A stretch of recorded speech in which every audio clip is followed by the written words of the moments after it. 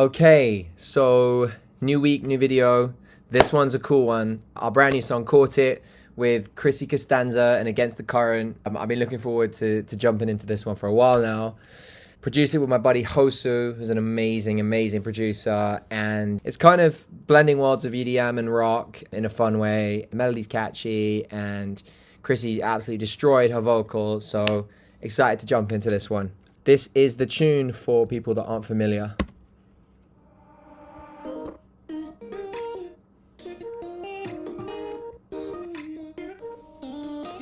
Then it goes to this.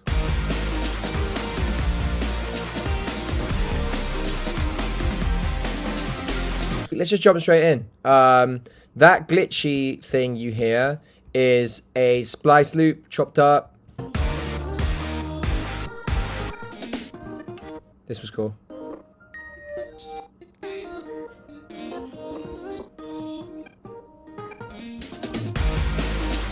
To me, the real winning recipe in this song is kind of like the tightness of the EDM bass and the chop in the vocal chop that I just played you added to the guitars. That is what gives it like the real added punch and why I think this record hits like slightly harder than some of our other rock songs. So if we just kind of get into some of these 808 bass stuff. So this is our 808. Just a sample that we've pulled in here. Not too much going on. Bit of decapitator to really give it a bit more distortion. And then we've got a power chord piece, which layered over the 808 makes it pretty fat. And then we've got our low end guitars.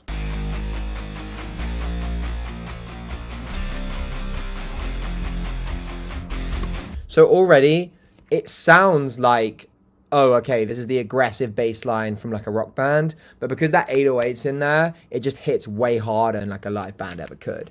So that's kind of what is in that low end piece. Then if we add a couple more guitars.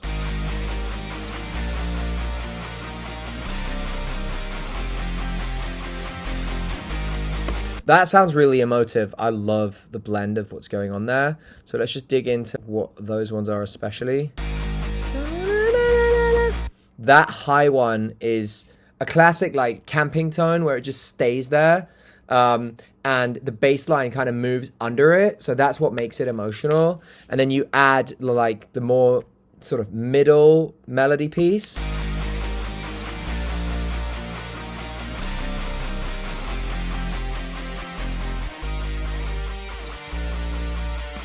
So that again, da-na-na-na-na-na-na-na, is a really nice extra piece in there where now the guitar blend and the bass blend already feels like a hook in itself, that melody. And we've just got a EQ on it, taking off the low end.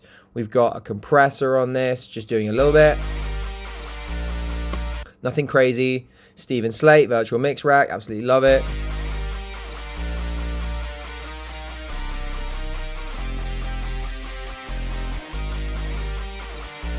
It just sort of tames it up a little bit and makes it less digital, more analog and real sounding. It just takes a bit of the harshness out and just makes it a bit more pleasing to listen to with that channel strip I just showed you. So yeah, that's basically the whole stack in terms of the guitars and the bass.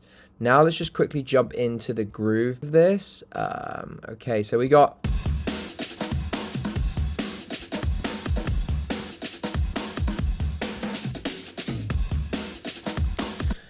Now it's important that we show what we've layered on top of each other. So I've got 3 kicks that are layered on top of the actual groove. So if we were to take the kick out, we have this.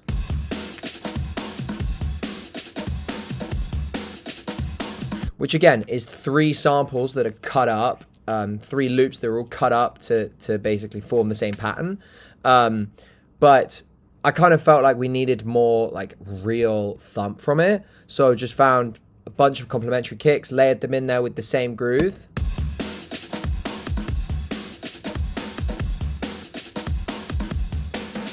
And then we had kind of drum and bass feel groove that we hear on the record. And that grooving with the bass and the guitars gives us this.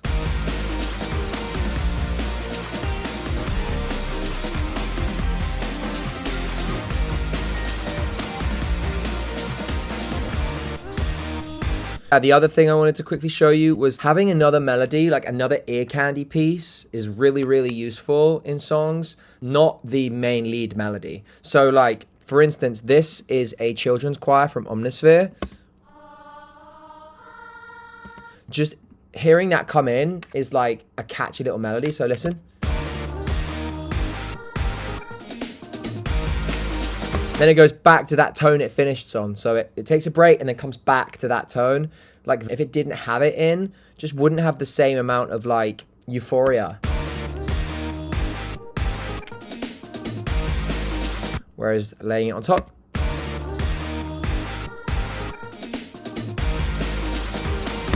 And then let's just get into some of the vocals here. The first verse. I first heard your name. My prayers will answer like summer rain. But it was over after one touch together. So we've got quite a few plugins here. This is our main vocal track, and then that's going to a bus. And we've got auto-tune, we got an EQ taking out the low end, taking out a bit of the mud from here. Noise gate to just basically take out any unnecessary noises or breaths. We've got RVox compressing the hell out of it. Around -6, which is a pretty solid amount of compression. The great thing about RVox is it's quite transparent. Like RVox for me, you can compress pretty hard without it putting its sonic footprint on the sound. And so it's really useful to like use other plugins as your effects and RVox as your compressor that kind of levels out the performance. And then again, one of my favorite presets in Pro MB, Presence and Control, just brings the vocal a bit more forward. Have a listen without it. I first heard your name. I first heard your name. It's really cool because it brings up like the low end of the vocal at the same time. So the whole thing just feels really present and like they're singing right in front of you. I love this preset. I literally don't even think I touched that preset. The only thing I do is I come in and I take out a bit more of the lows after that plugin is used, just because they take up too much space basically. And like our low end, because it's a rock song, because it has EDM elements, has to hit really hard.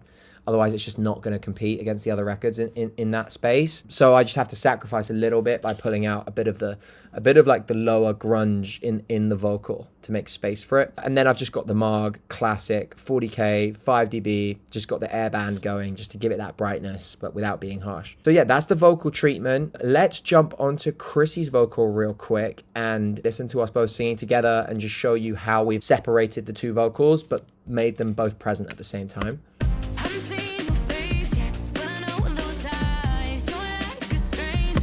So it sounds super, super tidy. One of the things we did on Extra on Chrissy's is just basically limited it on the track level to make sure that the performance is really solid throughout. And like when harmonies come in from me, her vocal level doesn't take a hit because of it. Sometimes if like harmonies are coming in and like you've got another vocalist is singing in a lead vocal tone, that vocal that was already in kind of gets impacted and comes down and some of the space gets taken up by the new vocal. We didn't want that to happen here. Like Chrissy's tone's amazing. I wanted to keep her really front and center throughout.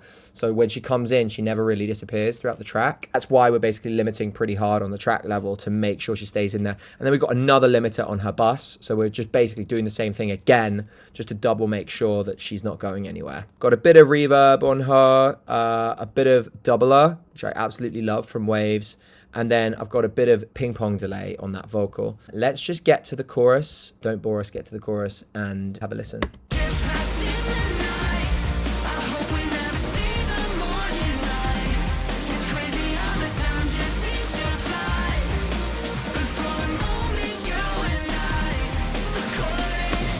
So the thought with this was like, normally in a song like this, you would like pick one vocal to be like the main one, front and center, but I didn't want to do that. So what we did is we basically just treated them both like leads, just full on leads, and pan them left and right. And I didn't even pan them that far. I wanted them to both basically feel centered, but find the perfect place where you can't necessarily 100% tell that like me or Chrissy is too far off to either side. Because if I go fully, it will just sound like we're in different worlds. Whereas we've just gone literally 10 left, 10 right.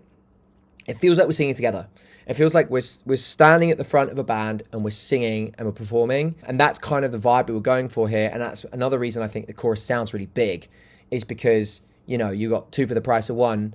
and essentially they're both treated like lead tones. They're not really treated that differently. The great thing is when Chrissy and I sing, Chrissy's vocal tone is just slightly above mine. It would be way harder to mix this and produce this if it was two female singers in the same range. But because I'm in a certain place and she's just slightly above me, it's easier to find the placement in the track without them both competing for space. And then it's just about like what pieces in her vocal do I want to bring out more and which pieces in my vocal do I want to bring out more, and then finding the happy medium. And luckily for us, it didn't require that much panning to achieve that. Basically, the least panning we could do, the bigger overall vocal sound we could create. And so that's where we're at with that. Same processing on hers in terms of limiting. Then we get to the bridge here. See, I love this one because then we did actually make the decision to say, okay, now we're going to have Chrissy front and center and we're going to have Gus sound like a radio voice. Just see what we did here. Oh, I printed it, so I can't really tell. I'm pretty sure what we did is used a plugin called Footsbox by Mac DSP. And basically what you can do with this plugin, it's incredible. You click on Sim and you can just go through all these different speakers and different variations of like radios and TVs, AirPods and like everything, and just make the vocal or whatever you're using sound like it's from a different planet or sounds like it's in a TV over there. And what we've done here is panned it hard right. So basically like Chrissy and me sound like we're completely different places now. I'll find you every time in another life. And I love that because it creates difference and separation from when the chorus happens. Now the chorus happens again, it sounds completely different. Massive vocal down the center, two people, sounds like a rock song. That's kind of where we're at with this. We've got some impacts, got some smashes, they're all together, got some white noise, got some stomps. Love stomps because they kind of have some of the low end in them. I like to leave some of the low end in those effects. The only thing to be careful is just make sure it doesn't like fully interact with what's going on the low end, and make sure that your 808 and your kick and stuff like that still has the precedent to come through and has the priority. I'm a sucker for a good effect. It's really, really important in songs. So we got a ton actually. We got all those. Then we got atmospheric effects. We got more sweeps, more uplifters. And then if you also see in the choruses, you can't notice this necessarily in the recording, but you can now. Every single chorus, I have just crowd noise going on, just quietly in the background. It just adds like an extra energy that you can't really put your finger on. You can't pick it out, but like you take it out and it loses some of the vibe, some of the like euphoria when the chorus comes in is lost when you take the crowd noise out. It's actually an EDM trick. And that's kind of the thought with this song was like, hey, what if we blended those worlds, the electronic and the rock worlds? And I'm really proud of how this one came out. I love this song. Like, it was such a fun session with Chrissy. It was the first session we've ever done. This is the song that came from it. Yeah, this is kind of where we landed. If I just jump into the final processing here, this isn't actually the final project. We went in and did some additional production and stuff, as I said, with my buddy Hosu. But just in terms of like the rough that we approved, basically just a bit of OTT on there to give it a bit more whack on the mix bus. And this is my standard setting, so feel free to steal this one. This is a great little trick I do. Anything under 80, I want to keep mono, so that basically on any different system, you have that real low end hitting guaranteed right down the bottom, right in the center. Giving stereo width 120%, so basically a fifth extra from what it currently is, slightly wider. 1 dB at 12K, so just brightening up the whole thing a tiny bit. 1.5, I'm not actually normally doing 1.5, I normally do 1. At 100, just give it a bit of a low bump. And then what I do is I kind of find like a problem area in the mix. So here, I found that problem and I was like, hang on, I don't really like that. It's kind of bringing out the boxiness in the snare. It's kind of bringing out like a little bit of the shit part of my vocal. I don't like it. So I just took it out of the overall mix and it just gives it a bit more space down there, lets the necessary elements cut through, kind of does a little bit of like mixing, but just on the mix bus. And I just took that back a dB and just set the Q to like anything below 1, like 0.71 is like a good spot to just do a little soft notch to take that out, and then just 2 limiters on the stereo bus. And there we have it, guys. That is pretty much all the elements of Caught It with Chrissy. Loved jumping into this one, not sure if you could tell, but yeah, next week we'll jump into another. I also think I'm gonna talk a little bit about like some of the strategies Luke and I have been doing on spending on marketing and some of the DSP stuff we've been doing recently in terms of content and stuff like that as a band. excited to jump into all of that. And I just saw a couple of the videos, a bunch of questions and stuff. So I appreciate people getting involved. And it's been fun just replying to you guys and realizing this is like helpful to some of you. And yeah, always around to jump on any of those questions. Anyway, thanks so much. Cheers. Appreciate you guys jumping in again this week. And we will have another for you next week, as promised. Take care. Have a great one. All right. Bye.